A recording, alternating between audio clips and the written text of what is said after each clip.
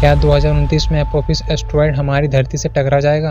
और solar system के 8 ग्रह कब एक लाइन में आने वाले हैं? और एक ऐसा ग्रह जो 12,000 साल बाद हमारे सबसे करीब आने वाला है। तो ऐसे ही और अंतरिक्ष में घटने वाली घटनाओं के बारे में आपको इस वीडियो में पता चलेगा, जो आप अपने जीवन काल में देख पाएंगे। तो आइए जानते हैं। साल 2027 में हमें पिछले 10,000 सालों में हुई अब तक की सबसे लंबी सोलर एक्लिप्स यानी सूर्य ग्रहण देखने को मिलेगा, जो लगभग 6 मिनट 28 सेकंड तक चलेगा। फिर सबसे बड़ी घटना साल 2029 में होगी, जब एक एपोफिस नाम का एक एस्टेरॉयड पृथ्वी के 31,000 किलोमीटर की दूरी से यानी जियो सिंक्रोनस ऑर्बिट से गुजरेगा। ये एस्टेरॉयड आकार में 340 मीटर चौड़ा है। और वैसे जब ये एस्टेरॉयड 2029 में पृथ्वी के सबसे करीब से गुजरेगा, तब पृथ्वी से टकराने का 2% चांस ही है। लेकिन यह एस्टेरॉयड किसी कारण से पृथ्वी से टकरा जाए तो पृथ्वी की सतह को काफी नुकसान पहुंचेगा। और एस्टेरॉयड 2029 में गुजर जाता है तो ये एस्टेरॉयड 2068 में फिर लौटेगा, और तब भी बिना कुछ किए पृथ्वी के करीब से गुजर जाएगा। यानी इस एस्टेरॉयड से एक बार में पीछा नहीं छूटने वाला है। और वैज्ञानिकों का मानना है इस सदी तक हमें इस एस्टेरॉयड से कोई खतरा नहीं है। फिर 2034 में लियोनिड मीटियोर शावर देखने को मिलेगा। उस समय रात को आसमान का नजारा बेहद खूबसूरत होगा। और गजब की बात यह है कि मीटियोर की बरसात 1-2 दिन नहीं बल्कि पूरे 24 दिनों तक चलेगा। मगर अगली घटना के सामने ये कुछ भी नहीं, क्योंकि 8 सितंबर 2040 में मरकरी, वीनस, मार्स, जुपिटर और सैटर्न ये 5 ग्रह एक लाइन में होंगे, जिसे हम पृथ्वी से बिना किसी टेलीस्कोप के इस अद्भुत घटना को अपनी आंखों से देख पाएंगे। और ऐसा फिर 2492 में होगा, जब 5 नहीं 8 ग्रह एक लाइन में होंगे, जिनमें से पृथ्वी भी होगा। लेकिन उस वक्त तक हम में से कोई जीवित नहीं होगा।